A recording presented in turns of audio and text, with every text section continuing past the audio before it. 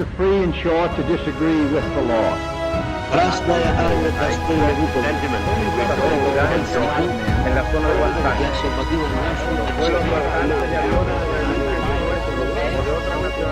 Para la liberación. Que pueden responder en que responsablemente en la construcción de una sociedad más cristiana.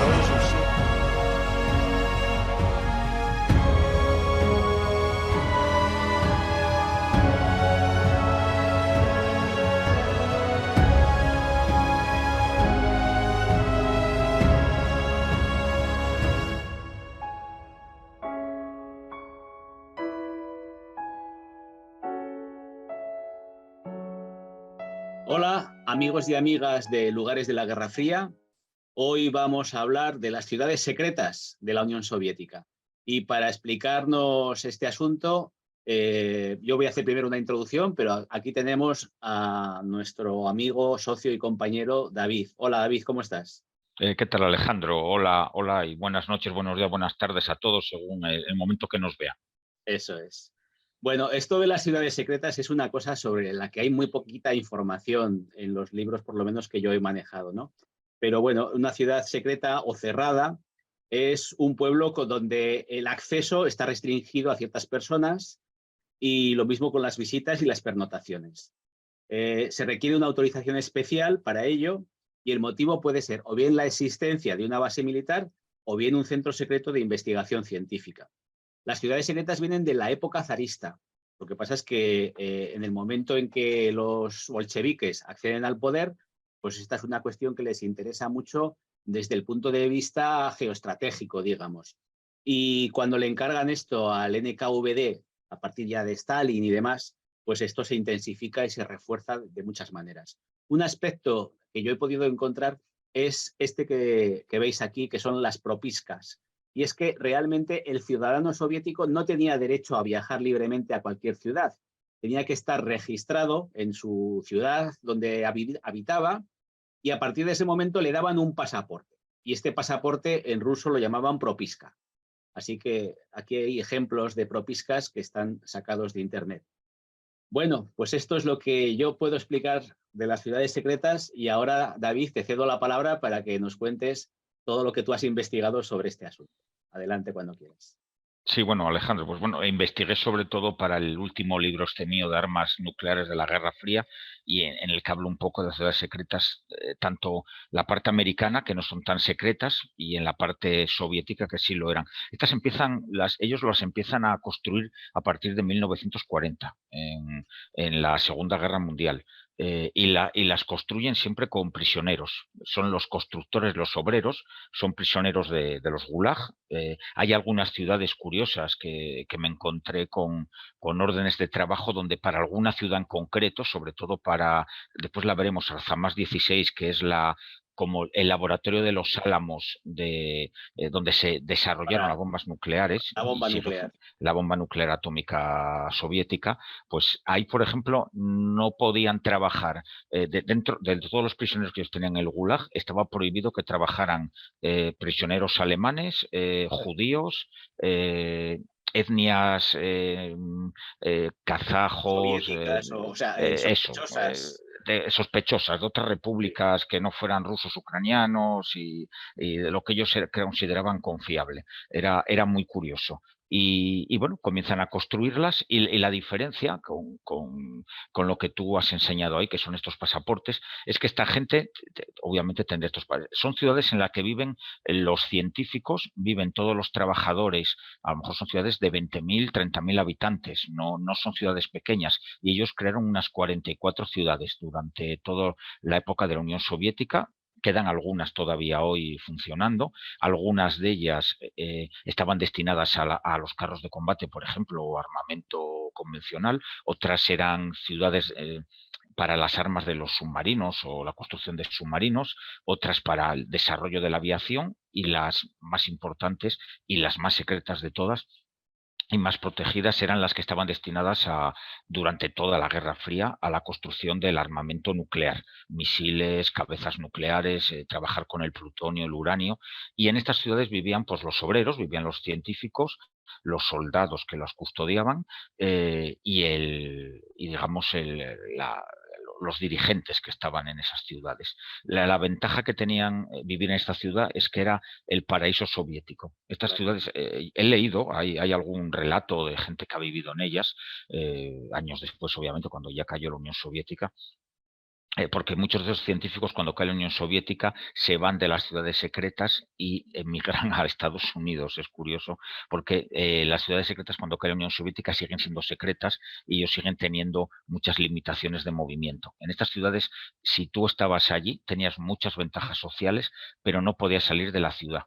Tú estabas restringido a la ciudad y tenían 5 días de vacaciones al año que podías irte de la ciudad. Eran los 5 días de vacaciones. Pero la mayoría de las ocasiones, por lo que se suele decir o dicen gente que vivieron en ellas, esos 5 días no te autorizaban a irte fuera. Te quedabas los 5 días de vacaciones en la ciudad. Raramente salías, muy raramente podía venir a visitarte alguien. Digamos que tú te ibas allí con tu familia, así que te ibas con tus hijos, con tu mujer, a lo mejor te permitían que fueran tus padres mayores para que tú les cuidaras o la familia, pero nada más. No permitían, salías del mundo, vivías en un paraíso soviético porque esas ciudades parece ser tenían todas las instalaciones deportivas, muy buen nivel de vida. Se dice que el número de automóviles, el porcentaje de número de automóviles que tenía un ciudadano de una ciudad de estas era un 1000% superior a un ciudadano soviético normal. Ellos tenían derecho al coche, tenían supermercados surtidos, toda la gente que ha vivido en ellas te decía que ellos allí no había escasez, no había racionamiento, ibas al supermercado, comprabas, tenían buenos sueldos, pero tenían la desventaja de que estaban totalmente controlados por el Estado soviético, estaban allí para trabajar y cada uno en su faceta, porque allí había desde el obrero de abajo, obviamente pues cada uno en sus barrios y todo este tipo al final por clases, que la Unión Soviética al final también se movía por clases a pesar de todo, tenían buena educación, buenos institutos. Hombre, si eras el hijo de un científico, pues al final si te ibas cuando tenías una mayoría de edad te podías ir de allí, pero él no. Son lugares muy, muy curiosos. Y bueno, si quieres, Alejandro, si tienes alguna pregunta, y si no, vemos alguna de las ciudades. Una consideración, es que has hablado que se empieza a impulsar en los años 40. Bueno, en ese momento el responsable de esto era Laurent Iberia. Sí. Laurent Iberia, que era el que dirigía el NKVD y que luego fue muy maltratado cuando murió Stalin y cuando llegó Khrushchev. Es la curiosidad que me venía a la mente. Pero mira, Alejandro, la curiosidad que está muy bien traída, yo no me acordaba, obviamente no me acuerdo de todo. Tampoco, como hablábamos tú y yo antes del programa, no hay mucha información de ellas. Lo poco que hay muchas veces es de archivos desclasificados de la CIA y poco más, y algunas cosillas que ha salido en la Unión Soviética y poquilla cosa más. Lo curioso es que estas ciudades, lo que tú decías, Laurent Iberia era el NKVD, después pasa a ser en la Guerra Fría el KGB, y son los encargados de estas ciudades. Es digamos, la seguridad interior de la Unión Soviética, son los encargados de custodiar todo eso que hay. Obviamente eran soldados profesionales, que eran los que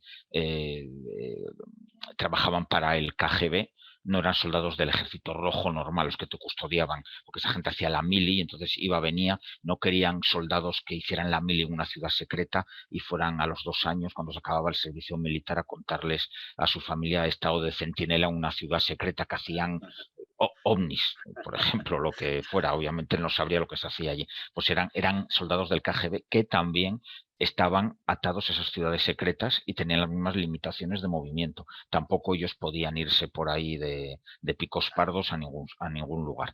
Habrá habido miles de anécdotas y gente que se intentara escapar, y habrá habido ahí de todo.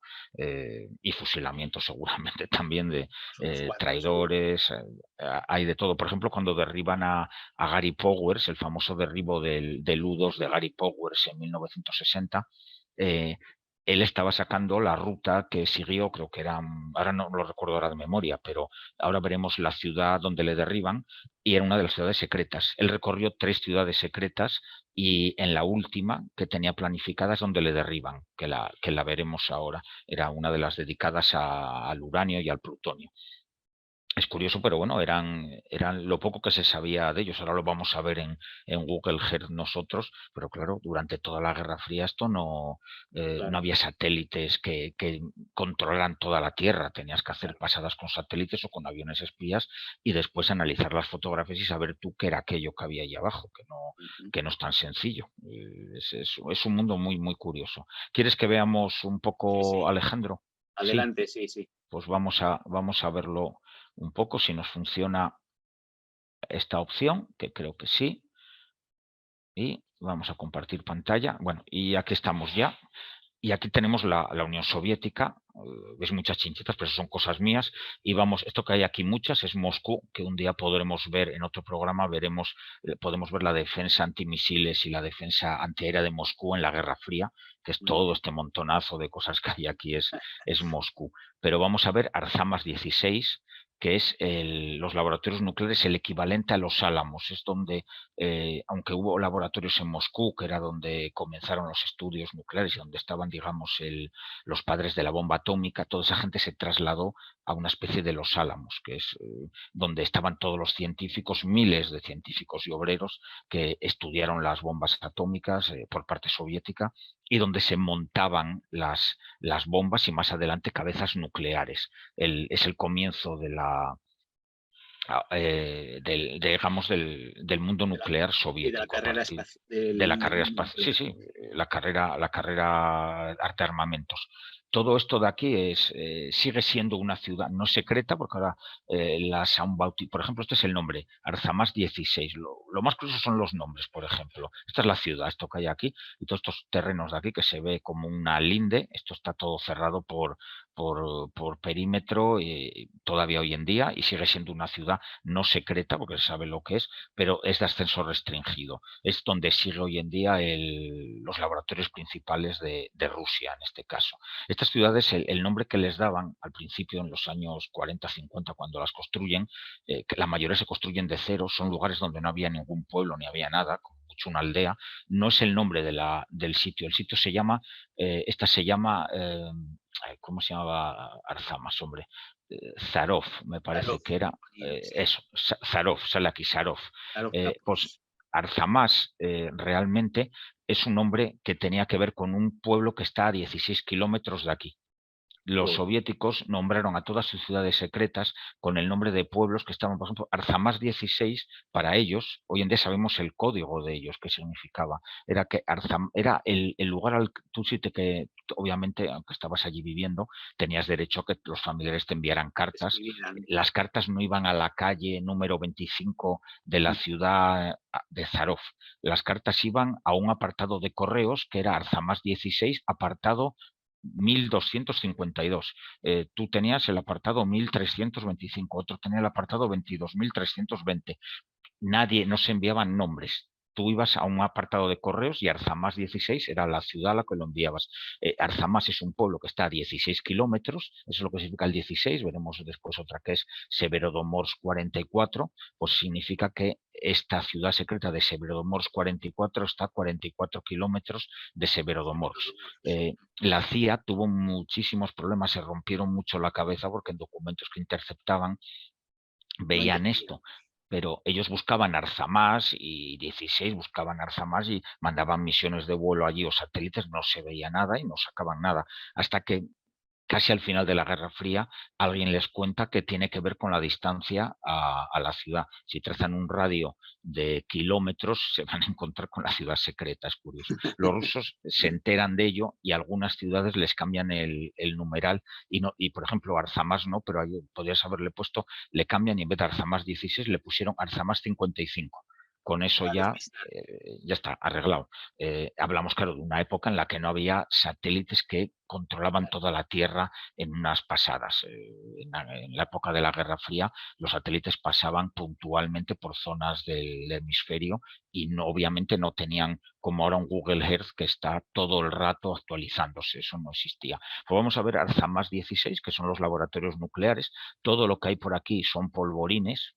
Todo esto que vemos aquí cerrado, vemos un polvorín nuclear, polvorín, laboratorios, vemos, aquí se puede ver toda la línea carretera, alambrada, otra alambrada interior, seguramente es tierra batida, seguramente con minas, otra alambrada aquí, otro muro con alambradas, otro muro con alambradas, se ven aquí los postes de cámaras y seguramente sensores de movimiento, la carretera interna para la patrulla de los vehículos de la Guardia, bueno, son zonas muy protegidas. Todo esto está como en la Guerra Fría, obviamente se ve modernizado, pero bueno, mira, todavía están aquí los coches de los que trabajan y funcionan. Todos estos lugares funcionan. Bueno, queremos decirles de aquí al KGB y tal, nosotros hablamos de la Guerra Fría y que todo esto es accesible a todo el mundo, que nosotros no somos espías ni lo que vamos a contar aquí es nada secreto, que no se sepa. Aquí hay otro laboratorio también con sus polvorines, más laboratorios pequeños y bueno, vamos a ver la ciudad.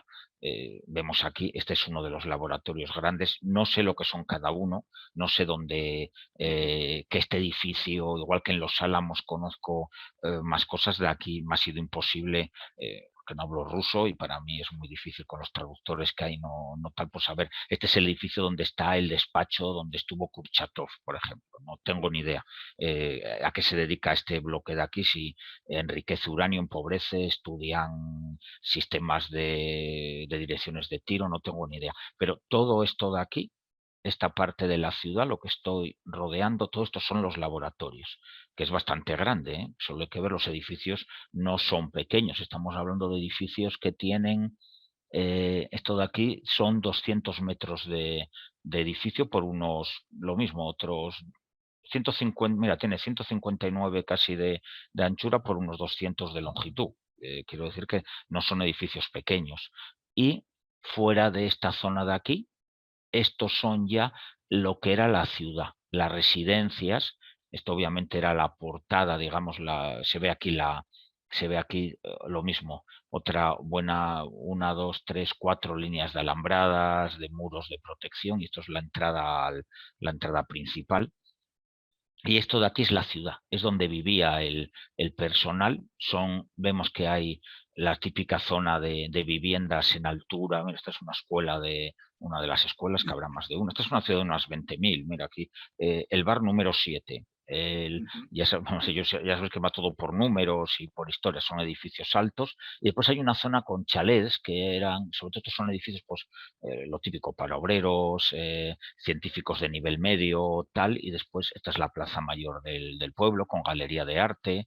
Esto seguramente es el ayuntamiento. Por aquí suelen estar en las plazas mayores, como vimos en Chernóbil, suelen estar el ayuntamiento, el centro comercial. Mira, aquí está la farmacia, por ejemplo. Como en todos los restos, seguramente es un colegio por las pistas que tiene de deportes, centro juvenil. Y después por aquí estaban el Hotel Sarov, que está por aquí, es el típico donde se alojaban los que venían de visita.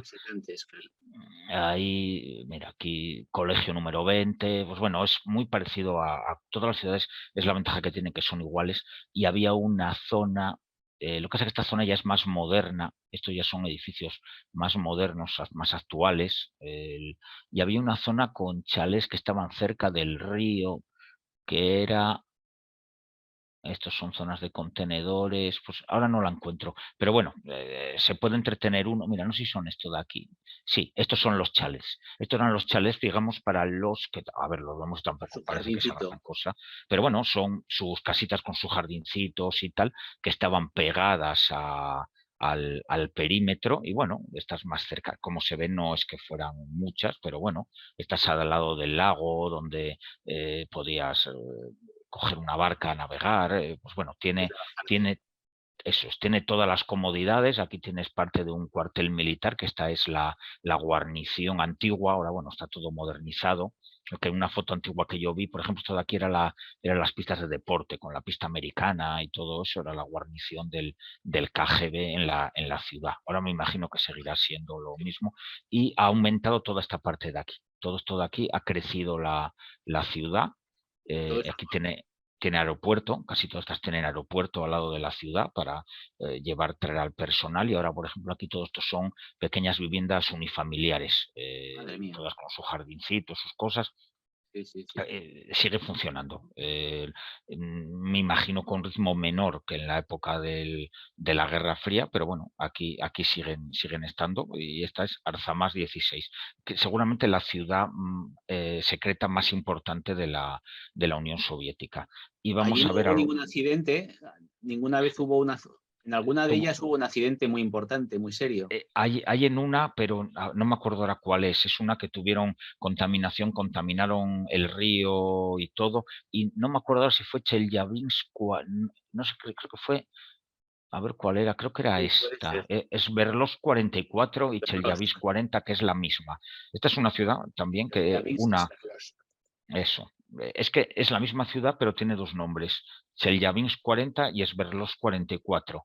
Eran para despistar. En realidad la ciudad, ahora la vamos a ver, esto era lo que es la ciudad donde vivían el personal, y aquí estaban las dos plantas de producción. Esto es Chelyabinsk 40, que se dedicaban a la producción de las armas de plutonio. Llegaba el plutonio tratado ya, y aquí producían, digamos, las cabezas nucleares para los misiles. Y después estaba Sverdlovsk 44, que es toda esta factoría de aquí, que se ve que es enorme, y aquí es donde, si no recuerdo mal, este lago o ríos donde se les escapó y contaminaron parte de la Unión Soviética. Y bueno, Sverdlovsk 44, a que se dedicaban a enriquecer uranio.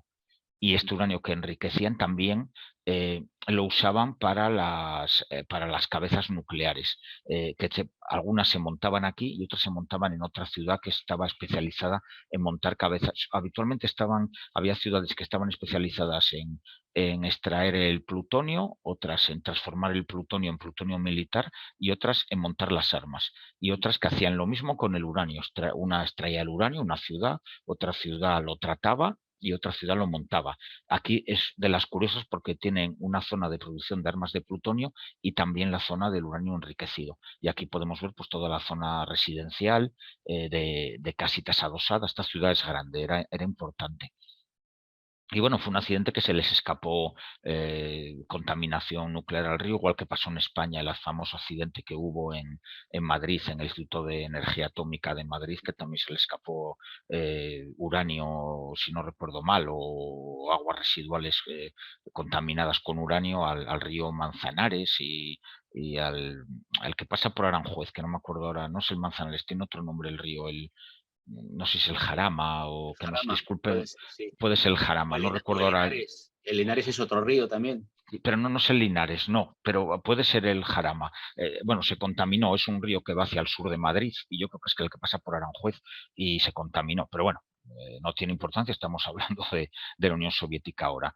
Y vamos a ver la ciudad donde, si no, Sverdlovsk 45, que si no me equivoco, esta es la que...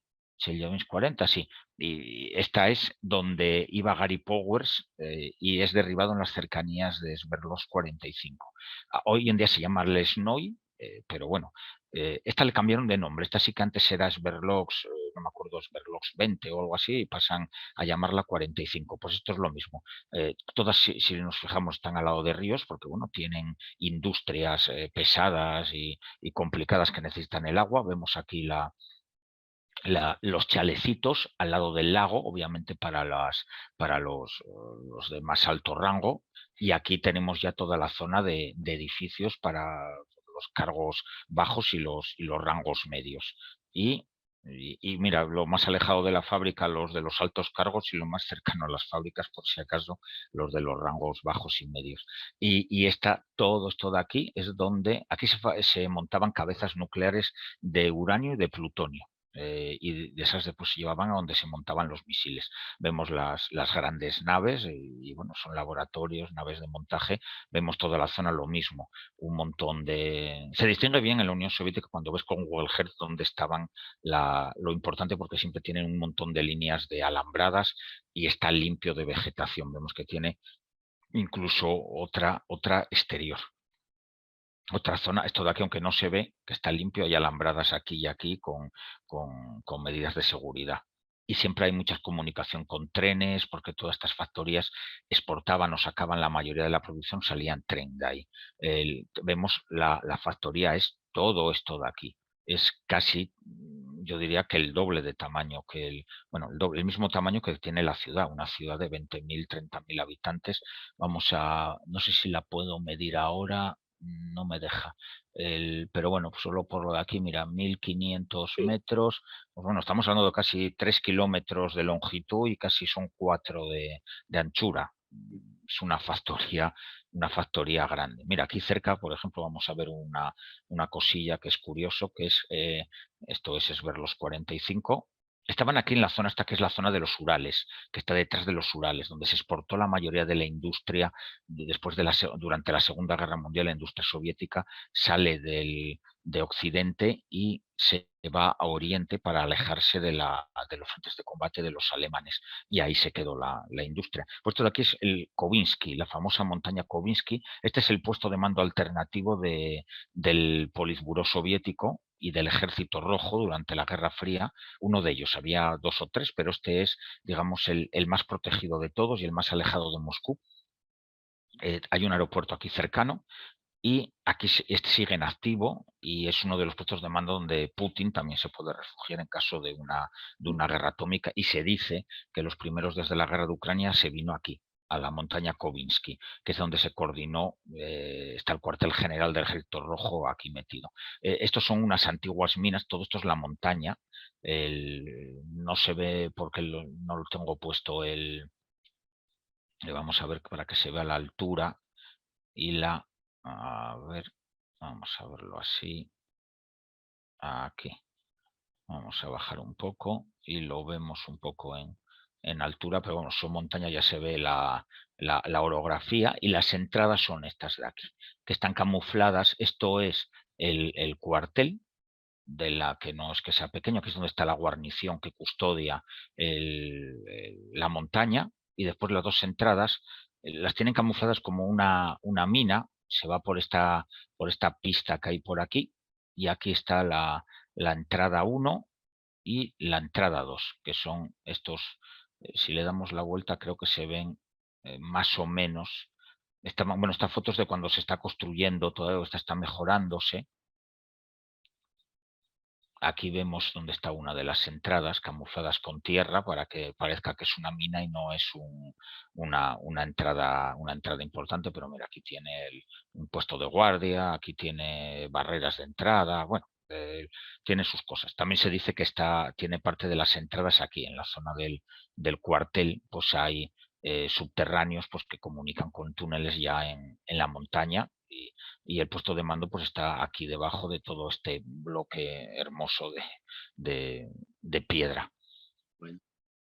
Bueno, Alejandro, pues después de ver esta zona de aquí, vamos a ver, pues por ejemplo, una fábrica de carros de combate de la época soviética. Y mira, podemos ver por ejemplo, la de Kharkov, que era donde se produjo durante que ahora está en Ucrania, pero sí. No fue una ciudad secreta Kharkov, pero sí fue una zona muy restringida. Vamos a ver dónde está la ciudad. Aquí está. Era la fábrica, la KHPZ, donde estuvo el gabinete de Morozov. Todo esto es Kharkov, que por desgracia es famosa hoy en día por la guerra de Ucrania. Y la fábrica de carros de combate, para que veamos dónde se fabricó el T-34, y durante la Guerra Fría se fabricaron los T-54, se fabricó el T-70 y el T-80 diésel, y no recuerdo ahora si el T-72 también fue aquí. Pero bueno, sí, miento, el T-72 también fue aquí también fue el T-72.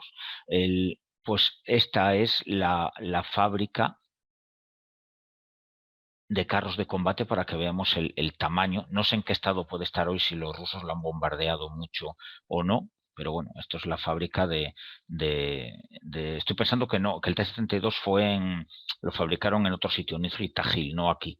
Aquí fue el T-64, no el T-72, T-64, y ya cuando acaba la Guerra Fría, pues aquí diseñan el T-80 y diésel y ya está. En Leningrado fabricaron el T-80 normal, y para la gente que se aficiona a los carros de combate, y en Nizhny Tagil pues fabricaron el T-55, el T-72 y ya finalizada la Guerra Fría el T-90, y están en ello todavía. Pues aquí es donde los ucranianos hoy en día hacen todos sus carros de combate, o los hacían, y todos sus blindados. Es una fábrica pues enorme, y es la famosa fábrica de los T-34, que en un principio era una máquina, una fábrica de ferrocarriles, y todo esto pues obviamente estuvo muy restringido durante toda la Guerra Fría, porque aquí se hacían los carros de combate más modernos del ejército soviético. Y vamos a ver otra ciudad secreta, pero en este caso una relacionada con lo naval, que está arriba en Poliarny. El que haya visto La caza del Octubre Rojo, pues le sonará Poliarny, que es de donde sale el Octubre Rojo. Realmente el Octubre Rojo, vamos a ver dónde está. Península de Arcángel. Eso es, y en la península de Kola, la zona de Arcángels, todo esto. Vemos que aquí está la frontera con Finlandia y Noruega, y aquí está Murmansk. Esto es la ciudad de Murmansk, pero bueno, Murmansk realmente no hay nada. Esto es Kola, que es la península de Kola, no hay nada. Esto es otro Severoromorsk, que está lleno de ellos en la Unión Soviética, es que hay muchos pueblos con el mismo nombre. Aquí había una base de submarinos. Aquí son los astilleros famosos de Poliarny. Poliarny era otra ciudad secreta. Aquí está Poliarny. No era una ciudad tan grande como las que hemos visto, pero era una ciudad secreta. Más bien era una base militar, pero vivían con sus familias y también estaban muy limitados para moverse, los accesos. Los que se movían con más libertad eran los de la base militar, y los que se movían con menos libertad son la gente que trabajaba en esto de aquí, que son los astilleros donde se fabricaban por los submarinos como el Octubre Rojo, el Tifún, la clase Tifún, o la mayoría de submarinos nucleares. Todo esto de aquí son los astilleros de los submarinos. Mira, aquí esto es una fragata. Esto también, no tiene ningún submarino en esta fotografía. Fotos antiguas ves submarinos aquí en las gradas de construcción y tal. Esto es Poliarny, lo que se nombra realmente aquí la base de submarinos de Poliarny es esta de aquí, pero aquí no estaban los Tifún, aquí había submarinos clase Delta. Pero bueno, cuando escribió el libro Tom Clancy, pues él obviamente la CIA tampoco sabía exactamente en qué rada de estas estaban los submarinos, pero ahora sí se sabe, y estaban aquí. Esto es Poliarny y están en esta parte de aquí. Aquí hay otra base de submarinos también en la zona, que es Virayevo, aquí estaban me lo he dicho yo mal, los Delta estaban aquí, que son submarinos lanzamisiles balísticos. Mira, eso sí que son submarinos. Estos sí son marinos, sí, estos, fíjate, lo que pasa es que estos son de ahora y no te sé decir el modelo, no sé si es no me acuerdo cómo se llaman los de ahora, un Kilo, es uno nuclear, un Janssen, no tengo ni idea ahora, tendría que mirarlo, pero no son, mira, estos son Akula, estos son dos submarinos clase Akula, que son SSN, submarinos de ataque, no llevan misiles de largo alcance, pero bueno, son submarinos muy buenos, son submarinos, cazasubmarinos o cazaportaaviones, que también se les llamaba así. Y esta también era otra ciudad secreta, esta de aquí, que es Virayevo, que está por aquí debajo, no está muy lejos, aquí está, Virayevo. Aquí esto era otra ciudad secreta de tema militar. Vemos que es pequeña, realmente era para las guarniciones de los submarinos que estaban en esa base que acabamos de ver, pues ibas por carretera hasta la base, por toda esta carretera de aquí, y aquí embarcaban esos submarinos. Ellos tenían unos kilómetros. Ellos tenían cada rada de estas en la zona de Murmansk, era para una base. Y esto es la primera base de submarinos nucleares soviética, es aquí en Andreyeva, Guba Andreyeva, que es esta ría, digamos, esta entrada de mar, fiordo se podría llamar. Sí. Pues la primera base de submarinos soviética durante la Guerra Fría es esta de aquí. Se abandonó, hoy en día pues vemos que hay restos, pero durante la Guerra Fría tenía submarinos de ataque, estilo los Alfa, los Akula, submarinos de ataque, vemos que no hay zonas de vida porque ellos no viven aquí, viven en un pueblo que ahora les veremos como todo. Esta es, si sigues por la ría, aquí encuentras otra base. Aquí estaban los submarinos clase Oscar, que son el famoso el Kursk, que se hundió después de la Guerra Fría, estaba aquí basado. Todos ellos lo que tenían eran cada base. La del Kursk. Eso es, en cada base tenían para un tipo de submarinos, para facilitar la logística. Cada base no hay un submarino o dos de cada tipo, sino que todos los de un tipo están juntos. Pues todos los clase Oscar, que era el Kursk, estaban aquí, que son submarinos como un tifún casi de grande, pero especializados en misiones antibuque. Y después aquí era la base más secreta de ellos, que es de donde sale el Octubre Rojo. Esta es la base de los tifún, en Cuba, Nerpincha, siempre me sale mal el nombre, y todavía hay uno. En esta imagen, este es un tifún. Qué grande. Es el único que les queda, ¿eh? Hombre, el tifún son 200, no me acuerdo, 250 metros o algo así. En la película, la maqueta que hacen que flota es de 170 metros, que ya es grande de narices, pero es más pequeño que el real. Y queda uno, que es este que está aquí, que lo usan para investigación y adiestramiento, no se usa ya para patrullas ni nada, pero les queda uno y está aquí fotografiado. En unos años pues ya no estará y ya no se verá. Hace unos años pues se veían los 6 que tenían, solías ver 4 aquí en Puerto, y hay fotos de la CIA desclasificada que se ven. Aquí ya se ven los ferrocarriles, grandes naves, que esto de aquí tiene 1, 2, 3, 4, esto tiene 8 plantas de altura, este edificio que hay aquí, o sea que aquí entra gente, vamos. Y lo curioso de esta base es donde están también la zona, si seguimos las carreterillas, se llega a la zona de los polvorines, que están aquí, debajo de tierra, por aquí. Todo esto vemos edificios, estos son los polvorines donde se guardaban los misiles nucleares que se guardan bajo esta montaña. Esta montaña, aquí hay un túnel que entra y sale por este lado. Estos son los polvorines de los misiles nucleares que llevaban los submarinos clase Tifún y seguramente de otros que estaban en esta rada. Vemos aquí, han desmontado el ferrocarril que llevaba los misiles, o sea que esta base en principio no está en activo ya. Vemos donde estaban todas las vías de tren y el túnel de entrada a la montaña, por donde se entraba a los polvorines subterráneos. Aquí, claro, llegaba todo por tren, hablamos de misiles de 20 metros de longitud, 20-25 metros.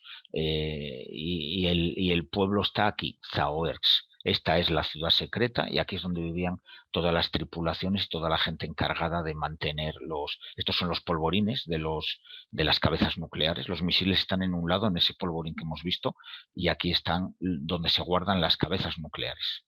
Aquí dentro están todavía, me imagino porque lo veo cuidado esto, todavía están, esto está bien, o sea que aquí todavía esto está en función. Aquí están, estos son las cabezas nucleares de los submarinos soviéticos, por lo menos de la flota del norte, sí, la flota del norte. Y todo esto de aquí pues es la ciudad secreta. Y bueno, creo que con esto un día dedicaremos un programa a las bases de submarinos soviéticas, otro a las bases de submarinos americanas, todo de la Guerra Fría. Y lugares curiosos, y otro día a las factorías de carros de combate, por ejemplo, a lo que vaya saliendo. Vamos a dejar de compartir, ahí está.